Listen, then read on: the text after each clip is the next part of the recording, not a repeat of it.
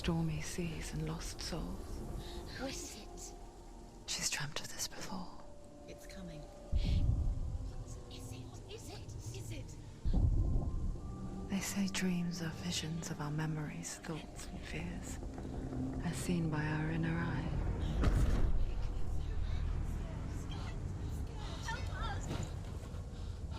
But what if each one of us is always dreaming, even when awake? And we only see what our inner eye creates for us. Is this what hell is? A world shaped by Senua's nightmares. Maybe that's why people fear seeing the world through her eyes. Yes, she's scared. Because if you believe that Senua's reality is twisted, you must accept that yours might be too.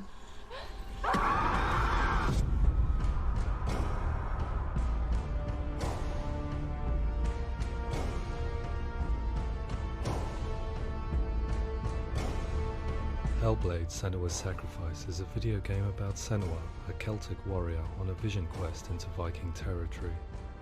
But what sets our hero Senua apart is that she suffers from severe psychotic mental illness.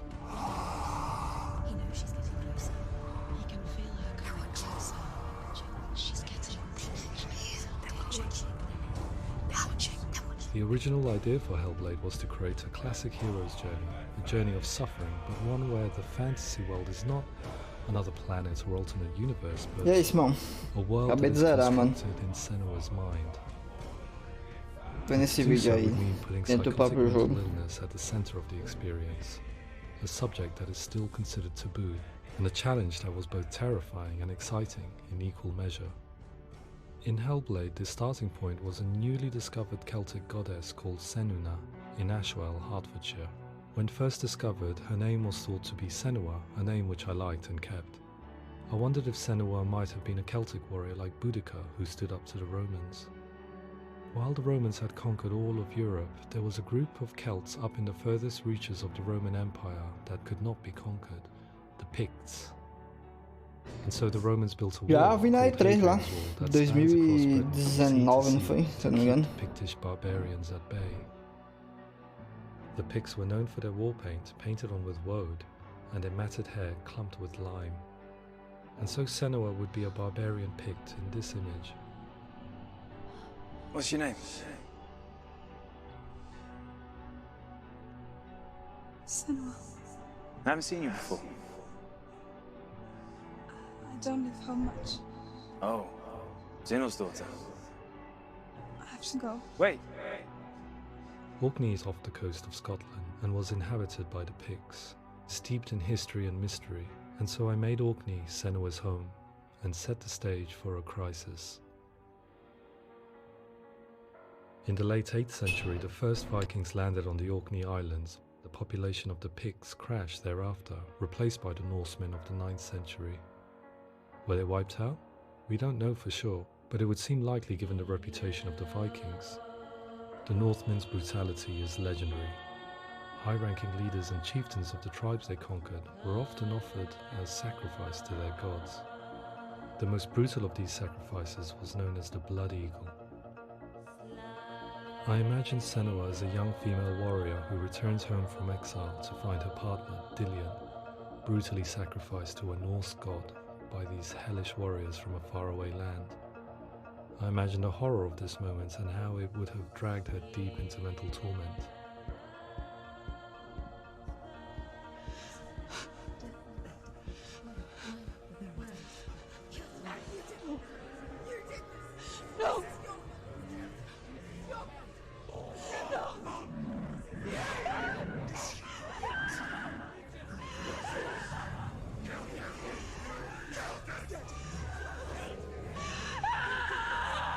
I came to learn that the Celts had a sophisticated and nuanced perspective on the nature of mental disorder. One term they used was Gelt. A Gelt is a man or woman who has been driven mad by a curse, battle trauma, or grief. The Gelt would take to a life in the woods in search of penance, punishment, and purgation. And so Senua became a Gelt, cursed by darkness, looking for redemption in the wilds. Another word the Celts used in reference to mental disorders was druth, meaning fool, or Liar. one who utters the words of God. They tell of the mad sinner who flees battle into exile and takes on a beastly nature, growing feathers on his body. The character called Druth in Hellblade is based on a little-known person called Findan, an 8th century Irish Celt who was captured and enslaved by the Vikings, but eventually escaped to Orkney where he became a monk. I will tell you my stories of hell, if I may walk with you. Upon meeting Senua, it would be his stories that fuel her quest deep into their world of gods. The Northmen say the world will come to an end. The sun will grow black, the earth will sink into the sea, the stars will disappear, fire and water will meet, flames will play against the sky, the heavens and earth and all the world will be burned, all the gods will be dead, and the warriors of Valhalla and people everywhere. Senua, prepare yourself for Ragnarok, for it is Dos nigh. melhores que eu já So joguei, the mano. stage was set for a new adventure, a journey into Simples the Norse assim. underworld called Hell, a vision quest fueled by madness and myth, a fantasy that was created by Senua's own mind, and one that we would experience through her eyes. This is your mission. This is your quest. There is nothing else left. To make a game about a warrior with psychotic mental illness as its central theme was fraught with danger. Mental illness such as psychosis is still taboo and rarely acknowledged in a century of cinema, never mind the new medium of games. Where it does feature, it often conflates psychosis and psychopathy associated with a lack of empathy. It is unfortunate that these two words sound so similar that they are used interchangeably in media. I must admit that I didn't have to look very far to discover my own ignorance of the subject. So we reached out to Paul Fletcher, psychiatrist and professor of health neuroscience at University of Cambridge. Psychosis is a descriptive term, and it refers to having a loss of contact with objective reality. So it's characterized by two main sets of symptoms. One of them is hallucinations, where somebody experiences perceptions when there is no actual objective thing out there to perceive. You're already dead. Who are you? And the other is delusions, where somebody comes to very often bizarre, unpleasant, frightening beliefs when there's no good evidence in favor of them. There's no doubt about it. The source of the darkness is in Helheim. And the goddess Hela holds his soul there. We reached out to Welcome, a biomedical research charity that spends billions on research and awareness programs aimed at improving health. Mental health hasn't always been presented in the media in a way that is particularly helpful. It can be challenging to engage people with the subject matter, and there are a lot of preconceived ideas about mental health, and particularly schizophrenia and psychosis. So we hope our support allows the team to continue to collaborate with Paul Fletcher and with those who have experience of psychosis to create a game that provides a fresh perspective on the condition and allows audiences to engage with it in a way that just wouldn't be possible in any other medium. What started out as a brief consultation convinced me that we were only scratching the surface of an immensely deep and interesting subject that could enrich and change the very nature of the game. That's cool. Thanks so much for coming here. Pleasure. Thanks. It's really interesting for me. I'd love to be involved. It's fascinating. Our understanding of psychosis is still very much a mystery, and ways of treating it are still primitive compared to physical illness. After all, it is easy to see the pain and suffering caused by physical diseases or physical trauma. It is not so easy to see the mental suffering and trauma of severe mental illness.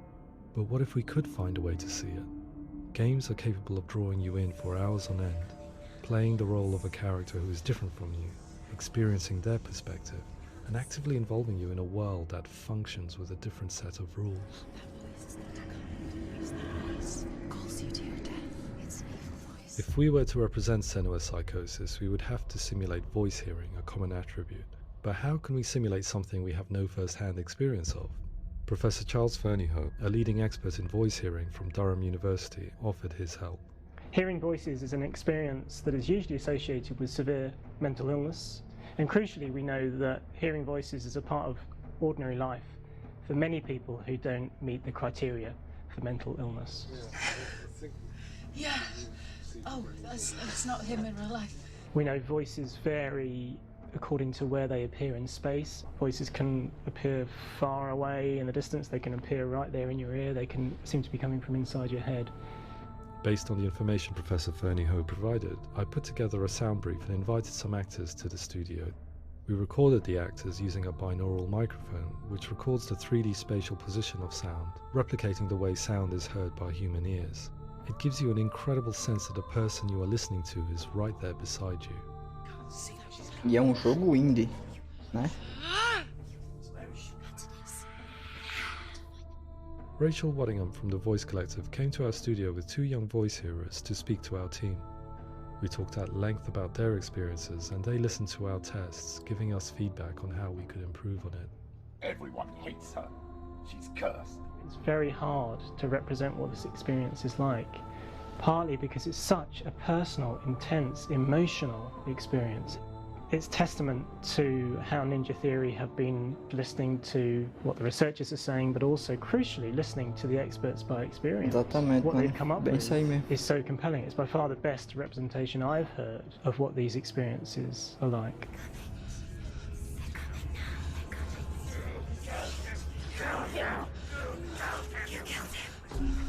Other common attributes of psychosis are visions and flashbacks. We met with Recovery College East, who work with and care for people recovering from severe mental disorders. A group of service users gave us their first-hand account of what they experience. Sometimes when the visions or what we're seeing is too much, it becomes more difficult until eventually we perhaps don't see anything. The people we spoke to, the stories they told, were fascinating, harrowing and mind-boggling. The reality of what people experienced was vivid, far exceeding what I could possibly have imagined. We went away itching to represent some of these visions and flashbacks in the game. As we all know, my heart is so, love is so far away. Don't you know how I wanna feel deeper? I could never know how you grow, all these days are killing me. Now I see deep in me insanity does unfold. I just wanna feel deeper, deeper. I just wanna feel deeper. Cara, essa parte aí eu pelejei, viu, mano? Meu amigo.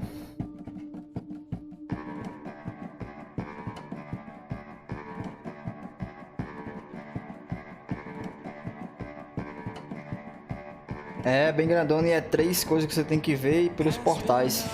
Isso, exatamente, essa daí mesmo.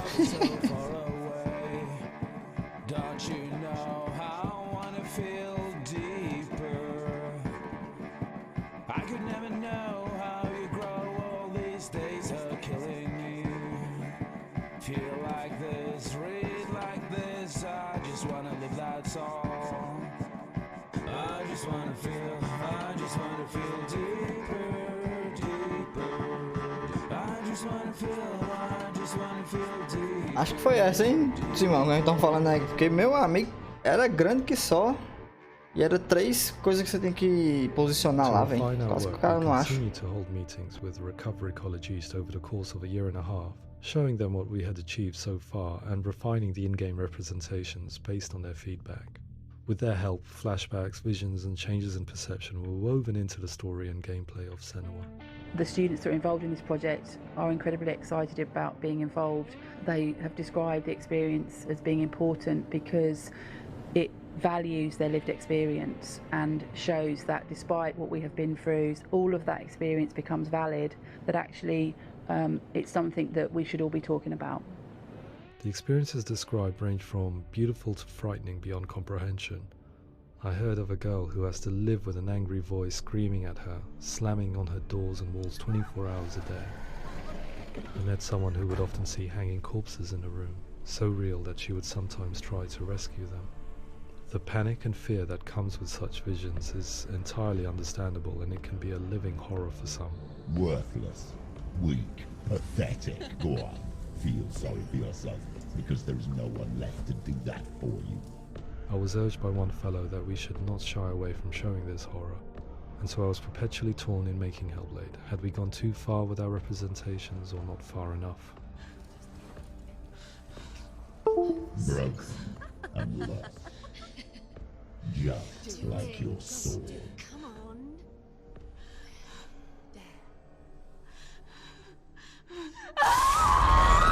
In some ways, voice hearing and visions were the low-hanging fruit, so to speak. There's another aspect of psychosis that is much harder to explain, but one that I think video games are uniquely able to represent, which are often called delusions. People begin to see patterns in the world. They begin to link things that most people wouldn't link. Most of the things that we might think would be coincidence or, you know, not worth commenting. Mano, produção toda linha. Eu nem sabia que tinha isso aqui dentro do jogo, então tô One achando bom individual tá vendo. described how everyday words, sounds, colours and objects were steeped in meaning to him, forming a strange and sinister puzzle that he was determined to solve but could not quite get to the bottom of. It's not just brain dysfunction. It's not like the system shut down. It's actually an incredibly creative process. The person creates a world populated with voices and phantasms and terrors, and they're completely immersed in it. They believe in it. We often invite people into the studio to play the game. In one of our playtests, they played through much of the game, making associations between runes, secret messages, and the threat of darkness that stalked them. There are many things that happen in the world of Hellblade that make perfect sense within the context of Senua's mind.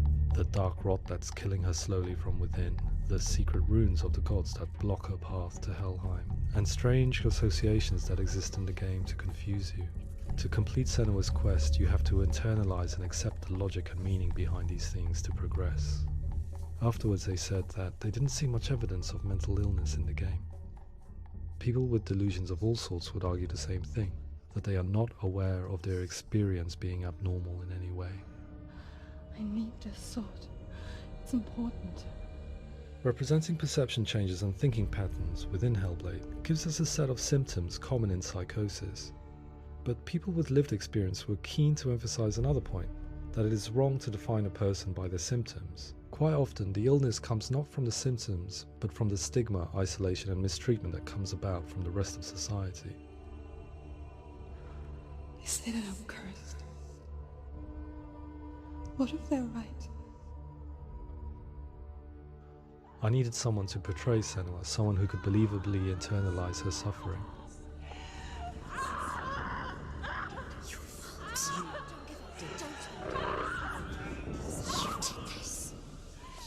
Melina Jurgens, our video editor, A mulher não é só atriz não, é até a mulher. Perfected our motion capture techniques. Without realizing it, she had already auditioned for the role, Atriz e editora and de I knew her vídeo. well enough to know that I didn't have to teach her to act, but to relive her own internal pain. As often is the case, those who have suffered mental anguish are never far from us.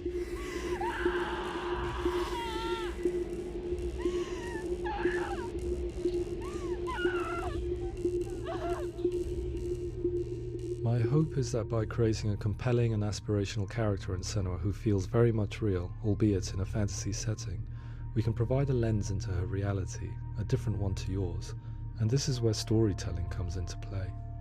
I imagined her life based on common threads in real people's lives. She was always prone to psychosis as a child. Her mother Galina also heard voices and had visions, so perhaps there was a genetic aspect. Or perhaps it was cultural, as she lived within a world without science, of gods and a superstition, as exemplified by her druid father Zimbal. Psychosis developed in her late teens to early 20s and was exasperated by stigma and isolation at the hands of the clansmen and her father. This darkness. It's spreading. The trauma of seeing her lover Dillian sacrificed tips her over the edge, making her remodel her reality around a concept that connects everything: the darkness. So the question, is what Senua experiences real? Can only be answered by saying, yes, it is real. It is her reality. All of her suffering will have been for nothing. It's just a matter of time. Towards the end of the project, service users and professionals that had collaborated with us were invited to see the near-final game. It was a chance to see if the game had reflected their views or if it had misrepresented them. For me, being involved in especially developing Senua's character has been really important, and being able to bring in my perspective and what I see and what I hear and having that built into the game has been a real privilege. It's gritty and it's meaty, and there are some tough subjects in there that are being tackled with honesty.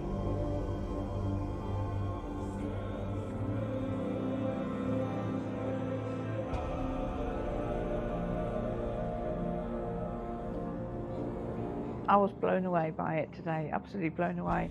It was just fantastic to get the opportunity to use our lived experience in a very creative way. There's nothing tokenistic about the work we've put in. It feels like we've been listened to, things have been taken on board, and I think there was a lot of realism in the game produção, itself, né, bicho? and it feels very authentic.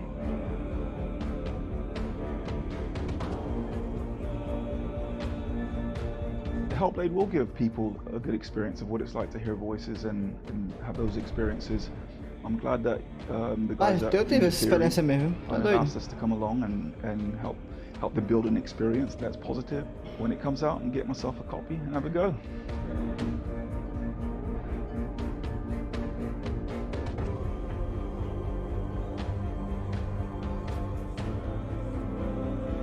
I think all the way through I was really inspired by how the conversations have translated into the game in a way that I think I didn't imagine was possible. So wonderful, really wonderful.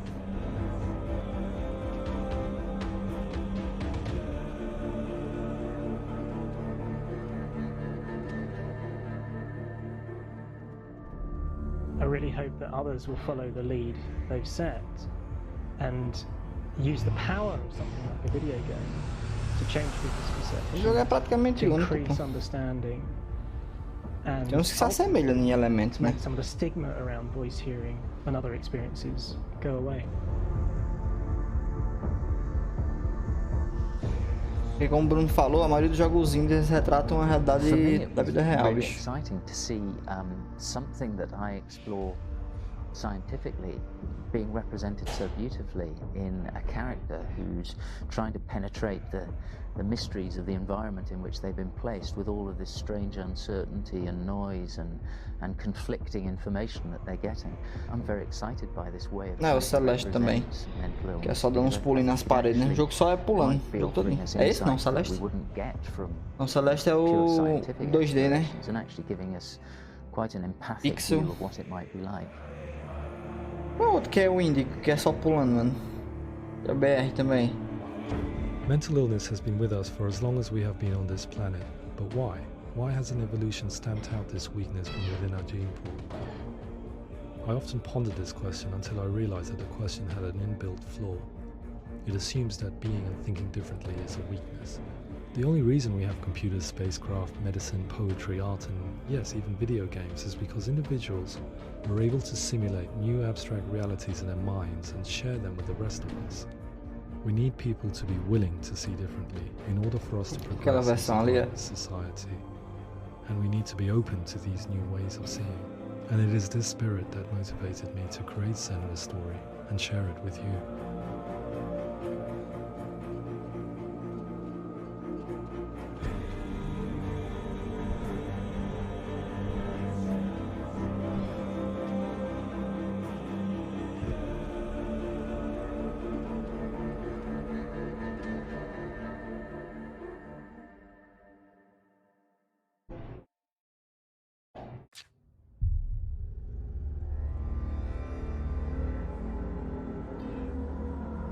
Está de parabéns.